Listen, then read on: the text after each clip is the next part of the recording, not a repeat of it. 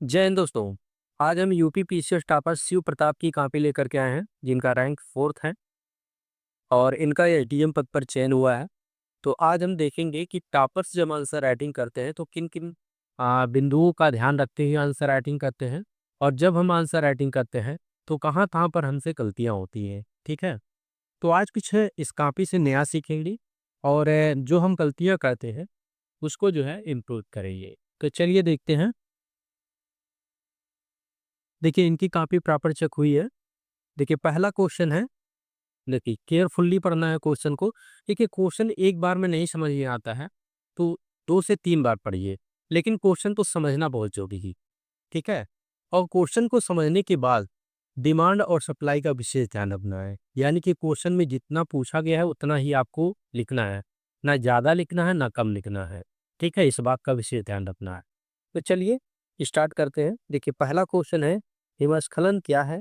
हिमस्खलन के कारकों का उल्लेख करें तथा भारत में इसके जोखिम को कम करने का उपाय सुझाएं। ठीक है, तो इन 3 बिंदुओं पर ध्यान रखना है। एक तो आपको बताना है कि हिमस्खलन क्या है, दूसरा इसके कारक क्या हैं, और तीसरा इसकी जो जोखिम है उसको कम करने का उपाय क्या है, इसको बताना है। ठीक है, तो देखिए हिमस्खलन क्या है, ये कोर वर्ड है। ठीक है, तो इसका यहाँ पर सिंपल डिफिनेशन दिया गया है। ठीक है, डिफिनेशन आपका जो है सरल और स्पष्ट होना चाहिए, किताबी लैंग्वेज से बचना है आपको। ठीक है, और यदि आप जो है देखेंगे तो एनसीईआरटी में बहुत अच्छा डिफिनेशन सरल और स्पष्ट शब्दों में दिया रहता है। ठीक है, तो वहाँ से आप डिफिनेशन ले सकते हैं। ठीक है, या अपने जो है शब्दों में आप जो है डिफिनेशन लिख सकते हैं, कोई प्रॉब्लम नहीं है।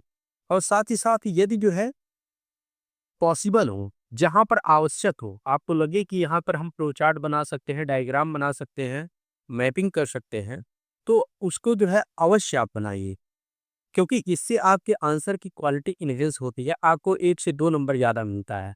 ठीक है, ये प्रेजेंटेशन का जो है अच्छा वे माना जाता है, यानी कि आपका जो है प्रेजेंटेशन स्किल कितना अच्छा है, इसको चेक किया जाता है इसमें, और कितना आप व्यवस्थित ढंग से आंसर राइटिंग करते हैं, ये जो है चेक किया जाता है। तो इन सब बातों का विशेष ध्यान रखना है आंसर राइटिंग करने के दौरान। ठीक है, चलिए देखते हैं कारक में अब क्या लिखते हैं। देखिए कारक 2 प्रकार के होते हैं, प्राकृतिक और मानव जनित।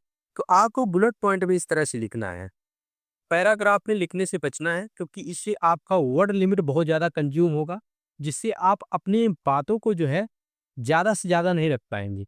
ठीक, क्योंकि आपका जो वर्ड है वो जो है पैराग्राफ में बहुत ज़्यादा कंज्यूम हो जाता है।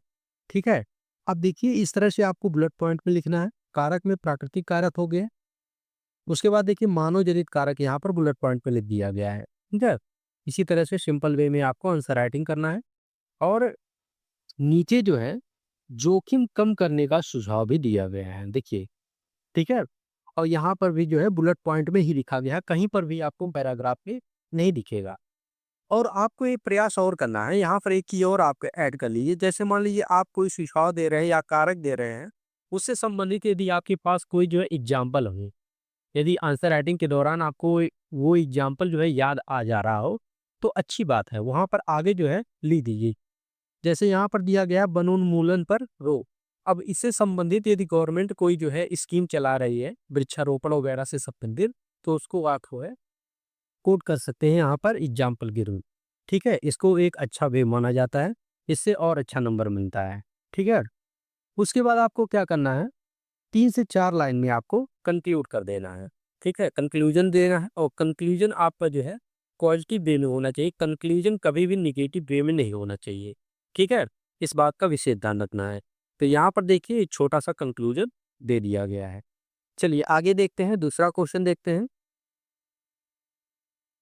देखिए दूसरा क्वेश्चन है, पृथ्वी की आंतरिक संरचना के विषय में जानकारी प्राप्त करने में सहायक है प्रत्यक्ष एवं अप्रत्यक्ष स्रोतों का विवरण प्रस्तुत करें। ठीक है, तो यहाँ पर पृथ्वी की आंतरिक संरचना के जो स्रोत है उसका उल्लेख करना। ठीक है, तो यहाँ पर इंट्रोडक्शन में देखिए, इंट्रोडक्शन में लिखा गया है कि पृथ्वी की आंतरिक संरचना की जानकारी संबंधी स्रोतों में ताप दाब अध्ययन, भूकंपीय तरंगों का प्रयोग तथा ज्वालामुखी क्रियाएं प्रमुख भूमिका निभाती है। ठीक है, तो ये जो है इंट्रोडक्शन हो गया, और मेन बॉडी में लिखा गया है प्रत्यक्ष और अप्रत्यक्ष शो, और यहाँ पर जो है बुलेट पॉइंट में लिखा गया है। इस तरह से आपको बुलेट पॉइंट में लिखना है, ठीक है। और आगे देखते हैं कैसे लिखा गया है। देखिए यहाँ पर पृथ्वी की आंतरिक संरचना का एक सिंपल सा स्ट्रक्चर बना करके बुलेट पॉइंट में उल्लेख कर दिया गया है। आगे देखिए 2 से 3 लाइन में कंक्लूड कर दिया गया है। कंक्लूजन में लिखा गया है कि उपर्युक्त साक्ष्यों द्वारा पृथ्वी की आंतरिक संरचना की जानकारी उपलब्ध हुई, जिससे एक प्रामाणिक निष्कर्ष तक पहुंचा जा सकता है, ठीक है। चलिए आगे देखते हैं, एक क्वेश्चन और देख लेते हैं। देखिए तीसरा क्वेश्चन है, ज्वालामुखीयता से आप क्या समझते हैं? ज्वालामुखियों की क्रियाशीलता के आधार पर वर्गीकरण को समझाते हुए विश्व में ज्वालामुखी के वितरण को स्पष्ट करें, ठीक है। इन 3 बिंदुओं को ध्यान में रखते हुए आपको आंसर राइटिंग करना है। तो चलिए देखते हैं इंट्रोडक्शन में इनके द्वारा क्या लिखा गया है। इंट्रोडक्शन में लिखा गया कि ज्वालामुखीयता से आशय ज्वालामुखी उद्गार से लेकर के उसके प्रसार तक की क्रिया से है। इसके तहत पृथ्वी की आंतरिक परतों में निर्मित मैग्मा का एक दरार द्वारा पृथ्वी की ऊपरी सतह तक आता है, ठीक है। कि ये जो है इंट्रोडक्शन दिया गया है, ठीक है। इस तरह से जो है 3 से 4 लाइन में इंट्रोडक्शन आपको लिखना है। उसके बाद जो है वर्गीकरण करना है। वर्गीकरण में केंद्रीय विस्फोट प्रक्रिया और शांति दरारी प्रकार की प्रक्रिया का जो है इस तरह से डायग्राम बना करके बुलेट पॉइंट में उल्लेख कर दिया गया है। चलिए आगे देखते हैं। आगे देखिए वितरण में जो है यहाँ पर थोड़ा सा जो है जूम इन कर देता हूँ। यहाँ पर देखिए मैप बना करके जो है प्रदर्शित किया गया है। इसमें जो प्रशांत महासागरीय परिमेखला है, यानी कि जिसे अग्निवलय कहा जाता है, वहाँ पर जो क्या नाम है ज्वालामुखी की जो है घटनाएं होती हैं वो सबसे ज़्यादा होती हैं, ठीक है। तो उसका उल्लेख किया गया है ये वाला क्षेत्र। ये जो है मध्य अटलांटिक परिपेटी है, इसमें जो ज्वालामुखी घटनाएं होती हैं उसका उल्लेख किया गया है। तो इस तरह से सिंपल सा जो है मैप बना करके ज्वालामुखी के वितरण का जो है उल्लेख किया गया है, ठीक है। इसको एक अच्छा वे माना जाता है।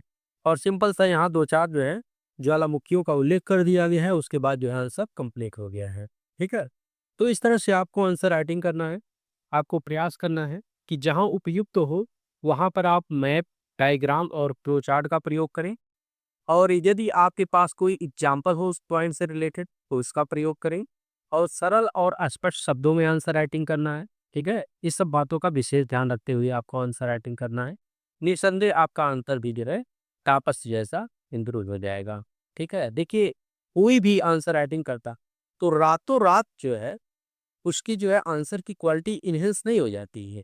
वो धीरे धीरे लगातार प्रयास करता है तो धीरे धीरे जो है वो इम्प्रूव होती है। तो उसी तरह से आपको भी जो है अनवरत प्रयास करना है। तो चलिए मिलते हैं नेक्स्ट वीडियो में, तब तक के लिए जय हिंद, जय भारत।